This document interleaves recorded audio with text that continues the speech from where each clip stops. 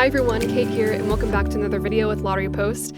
Now, there's some interesting info that just came out about the recent $2 billion Powerball jackpot winner, Edwin Castro. And if you heard earlier this month, less than a month after he claimed his prize, he had just bought a $25.5 million mansion in California Hollywood Hills. So this guy has wasted no time in putting his money to good use, and honestly, good for him. I mean, if you have $2 billion to spend, or technically about $1 billion, if you have that much to spend, then you can bet that I'm probably going to be buying up a couple properties that I can go back and forth to whenever I get sick of the other one. So basically, this house that he bought is tucked away in the nice, cushy Hollywood Hills, which is pretty much where all the celebrities in LA go to stay. So he's surrounded by people like Ariana Grande, Dakota Johnson, Jimmy Kimmel, and that's really only to name a few. And the house that he got originally is pretty brand new. It was just built in 2022.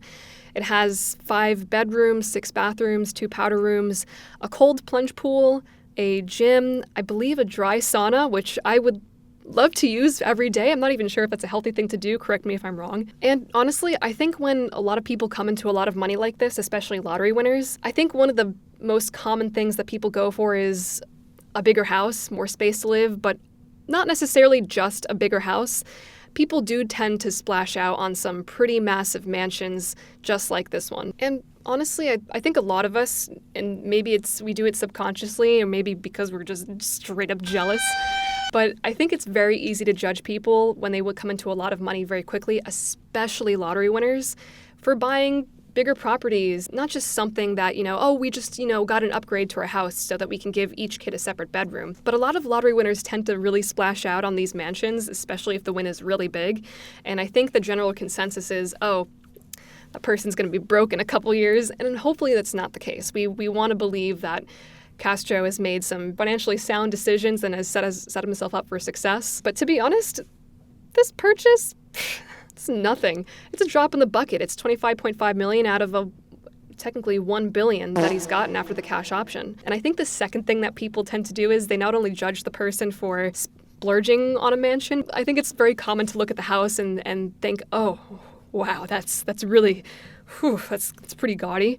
But honestly, taking a look at some of these photos of the house, it's not that bad. And hey, everybody is entitled to their own opinion, and people are bound to disagree. Some people might prefer a ranch-style house out in the countryside. Some people might like to live cramped in a New York City apartment for $8K a month. But anyway, let us know down in the comments what you think about this house. Give us your opinions. It's fun to honestly see what you think about it. We've heard a lot of opinions on Lottery Post about it already. All right, but this is actually not what I'm here to talk about today. What I'm here to talk about is that he actually bought another property in California, this time a place in his hometown of Altadena. So not necessarily tucked away, nestled in the Hollywood Hills, surrounded by celebrities, but this is more like a quiet place that's kind of allows him to escape from the hustle and bustle of city life. So he dropped $4 million on this one. So definitely not as crazy as that Hollywood Hills property. But this one is actually just a short drive away from the mobile gas station that he originally purchased his winning Powerball ticket from. It's definitely similar in style to that other house that he got. It's got that minimalist vibe going on.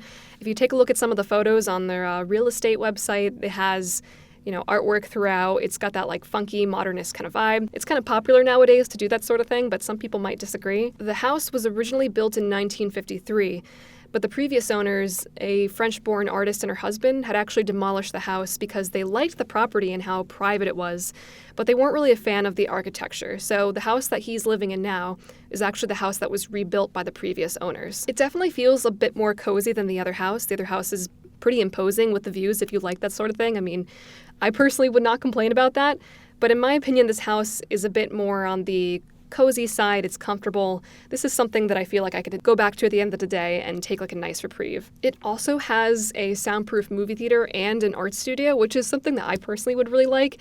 Probably instead of leaving those paintings up on the wall that it came with in the pictures, I probably would be in that studio making something myself. I personally love painting, so that's just me. This house also has a Tesla charging station, Thermador appliances, if that's really important to you, garden views, a house-wide filtration system. But anyway, you might like it, you might not. That's okay. But I think what's really cool about this house is that sort of minimalist vibe does allow you to insert your own personal touch and sense of decor and do what you want with it. So while this house might not be nestled away in a neighborhood as ritzy and luxurious as the first one that he bought less than a month ago in Hollywood Hills, I think that this is a great place to go if you want to take a reprieve away from daily life, all the hustle and bustle that's going on, all of the celebrity madness. And what's great about this is that he's just a short drive away from a bunch of great restaurants, shopping destinations of Old Town Pasadena. He has access to some great hiking trails, so if he's an outdoorsy kind of guy, then good for him. And if he ever does get tired of managing his wealth, then, well, you can just step outside and look at the beautiful mountains to calm your soul. So let us know your thoughts down below in the comments, what you think about Castro's second house. Maybe you have some thoughts about the first and the second. It's going to be interesting to see how he does spend or manage his money later on in the future. I mean, it's really been a month since he stepped forward to claim it. And with $1 billion, I guess some of the first things that I would buy would be ways to make myself comfortable. I can't really see the harm in anything he's doing right now. So let us know down in the comments what you think about his second purchase, and if this is something that you would live in. Honestly, for someone who just won $2 billion and is technically walking away with $1 billion, this is pretty much a drop in the bucket, and I don't think that we can say for certain yet that even though he just made these purchases within about a month after claiming it, I can't really say for certain that this is something that's absolutely out there wild for someone who just won the world's largest jackpot.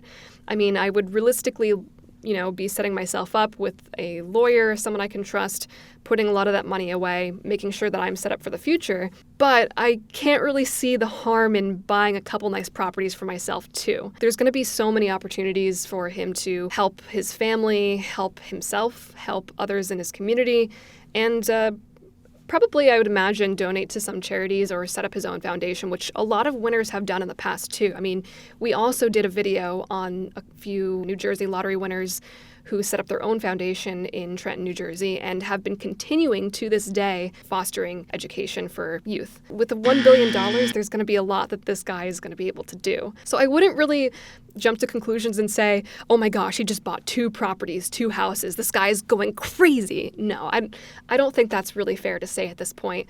I think that it remains to be seen, and maybe it won't remain to be seen because he's going to want to maintain a semblance of privacy in his life, and reasonably so. And it's still an ongoing debate about how much information the public is owed about a lottery winner when they come into a lot of money. I'm going on a bit of a tangent here, but what I'm trying to say is good for Castro. I think that this is not something that's absolutely absurd, asinine for him to do. I think, honestly, good for him. It's one of the things that I would personally do, and I don't think that there's any shame in saying that.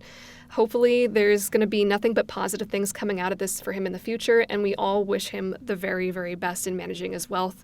And maybe we'll be seeing something in the future about, some foundations or good things that he's looking to do with that money.